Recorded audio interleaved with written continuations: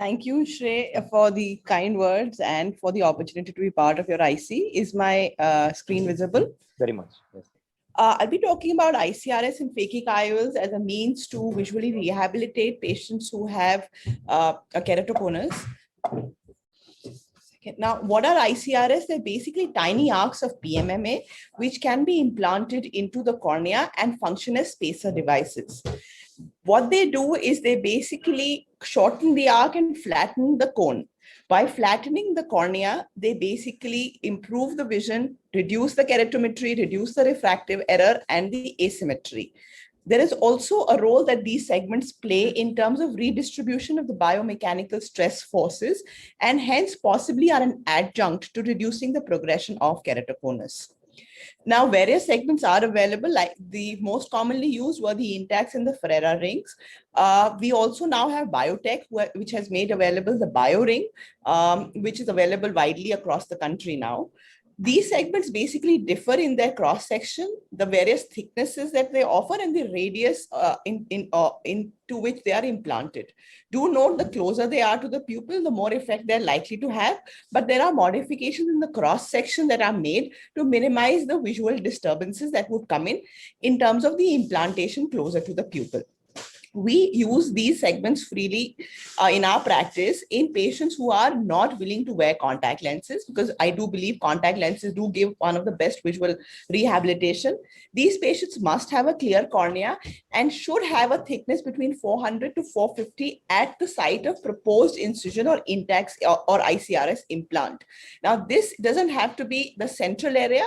This has to be the area where the implant is made. With the newer segments and with thinner segments, you can actually implant them in places with lesser corneal thickness also, and you have a rough guide given by the manufacturer. This allows you to circumvent corneal transplantation in a certain subset of patients. Do note that we don't do it for mild patients because they are at risk of losing vision. So a vision poorer than 612, a moderate amount of keratoconus is a better case selection than mild keratoconus. The preoperative plan requires you to assess the refraction and topography of the patient. Usually, the axis of manifest refraction in the positive cylinder and the steep axis on topography should be similar. But if there is a wide variation, you should go with the refraction if you're sure of the refraction. But if the refraction is too muddled in advanced cases, then you will be forced to move on to the topographic axis. The segment that you will choose, the thickness depends on the extent of keratoconus in terms of the advanced stage, which will be manifested either by a higher keratometry or by a higher refractive spherical equivalent. For cases of keratoconus, you can basically regularize them symmetrically by putting two equal segments. This obviously will be done for more central cones because you generally want to depress the cornea. But for more decentered cones, you want to regularize the cornea by putting one asymmetric thicker segment at the area of the cone and support it by a thinner segment, or just use one segment. To define a symmetric or an asymmetric cone, there are various parameters. If the cone is within, on the posterior float within the 3 to 5 mm range, it is more symmetric.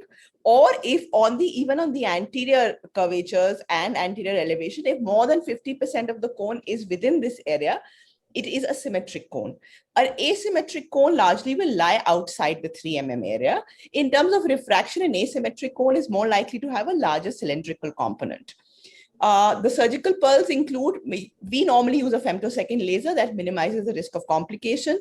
And the VisuMax actually now has great advantages that instead of 360 degrees, you can actually make smaller tunnels and you can create multiple access ports. This allows you to put in shorter segments with greater ease.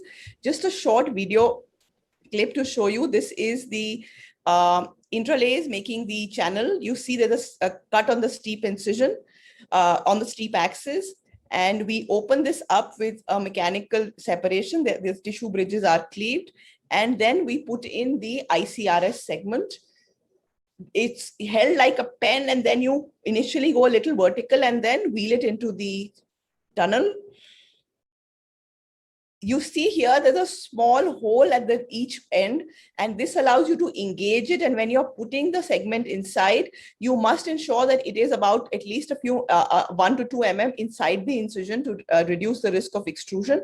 We routinely suture the incision. There are people who don't suture also, but suturing the incision allows you to have a coupling hoop effect. Just to take you over an example, this is a patient. Remember, the refraction has to be transposed into the positive form. You see here that the spherical element is more than the cylindrical element, and this patient goes in for 2 symmetric segments. This is what the post-operative improvement looks like. You see that the keratometry has significantly flattened. This is a patient who's actually had cross-linking, and we are putting ICRS after cross-linking, but usually we obviously like to do it before. You see that this is more of an asymmetric cone, and a single segment or a thicker segment inferiorly supported by a thinner segment superiorly is what has been planned.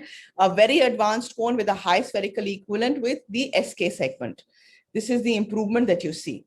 Now, ICRS does come with its share of complications. I will just be taking you through a few of them.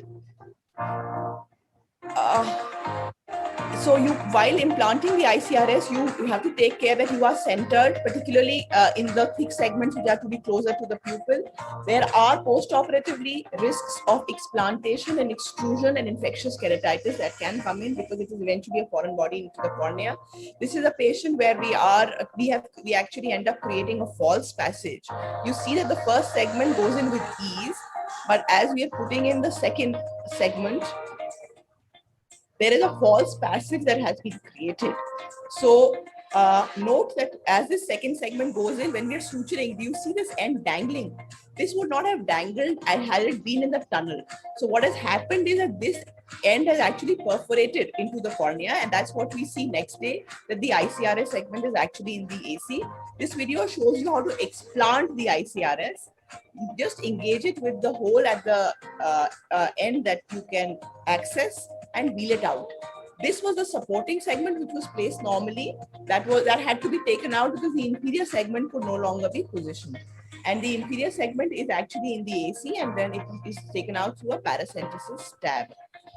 Post-operatively, these patients, did very well because the cornea is really a very resilient tissue. Post-operatively, among weeks and months that you follow up ICRS patients, you do have patients who can extrude the segment. This particularly can happen with thicker segments, persistent eye rubbers, or cases where you have had a more shallow implant. So this is an extrusion case. This is another case where we had multiple cases come after the lockdown. You see this whole area is melted and edematous, and you have to wheel out the segment. You also have to note that there may be multiple deposits that may be there around the segment. These can be lipid, calcium, or inflammatory because there's a dead space around the segment. You must distinguish the inflammatory ones, and these often respond well to steroids, and this should be treated well in order to avoid risk of melt. This is another case in the lockdown. You see here that it is difficult to remove this because the melt is right in the center. So though I'm trying to access the incision, I actually have to make a T-shaped stab to wheel it out. And this patient then reepithelializes and does well. Once the intact has been in place for multiple years or months, much of the benefit does remain. Just a short note on phakic IOLs. Phakic IOLs are a useful adjunct in patients who have good best corrected spectacle vision, better than 20/40. And they don't have too much of irregular astigmatism or HOA. These, though the AC is relatively deep, do note that the specular and the gonioscopy has to be done in these cases, and these patients also should be offered a contact lens trial if they're not willing to do a contact lens therapy. Particularly in unilateral cases, phakic IOL is a good adjunct. These cases should be stable, ideally should have been cross-linked, and you may need to wait a few months before you take them up for this procedure. This is a case of Shreyas. He's kindly shared it. He's done intacts in this case. And following, because the other eye was normal, following the intacts and the cross-linking, this patient is getting good vision with spectacles because it's unilateral and there's a lot of anisometropia. A toric ICL is planned. So you see here, despite the intacts, the visualization is quite good. And the toric ICL is positioned much like you would do in any case, and you have to align. Fortunately, a lot of these patients do very well, and they gain better than their best spectacle corrected visual acuity, but you should, for all practical purposes, promise them the best spectacle corrected visual acuity. So all in all, we live in a world of possibilities, and these possibilities extend in many ways to keratoconus today. Thank you for your attention.